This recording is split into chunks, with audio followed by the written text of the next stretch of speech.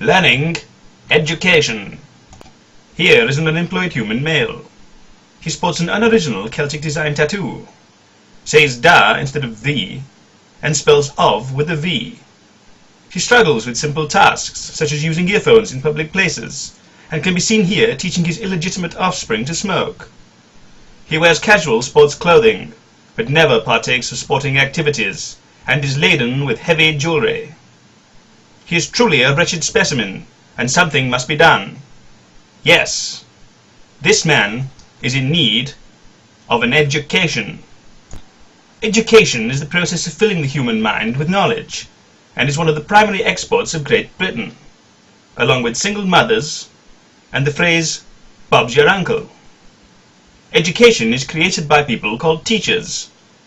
But what are teachers? Those who fail to achieve their life's ambition can become teachers, steeled by successive jobs in call centres and restaurants, and weary of the taste of their own tears. Teachers relish the opportunity to fill young minds with information in a futile effort to atone for their own listless lives. But, surviving purely on a diet of children's misery, these poor souls soon become craven spectres, bound to the will of their headmaster, existing only to force children to call them sir, without them ever having received a knighthood. Teachers congregate in special buildings called schools. In schools, children can learn about Shakespeare, dinosaurs, and even Vikings.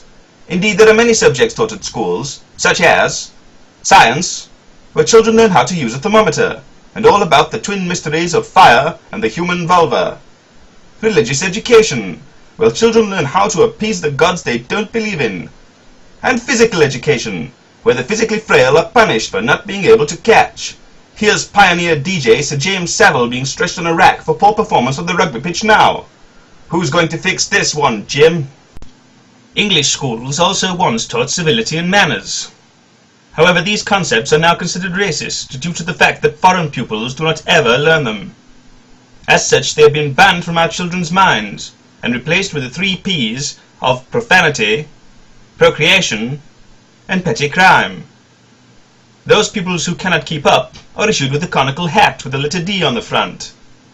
This D stands for dyslexia, which is a newfangled scientific term meaning lazy and or stupid.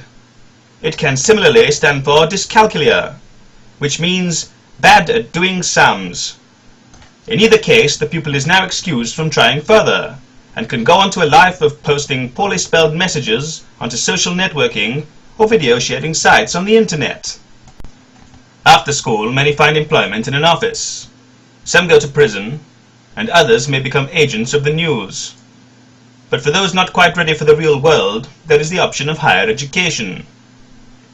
Higher education is a 3 to 5 year break from work, where students are able to drink, catch up on some sleep, and maybe even earn a degree. Those who are particularly fearful of employment can take further breaks by means of a gap year, where students try to find themselves on continents that they have never been to in order to lose themselves in the first place. At the end of this process, they can become teachers, and the student-teacher cycle is complete. However, an education is not always necessary to live a full and rich life. The government will happily pay you for simply having children. These children in turn can have yet more children, generating even more free money. This process allows the less intelligent to profit from the ownership of genitalia. Also, those without educations can always find a job in the military, which would teach them the basic skills of institutionalized racism and surviving the rigors of American alliances. For women, there is also the option of cosmetic surgery, as a hearty bosom is worth 2 degrees, maybe more. So, now you know all about learning education.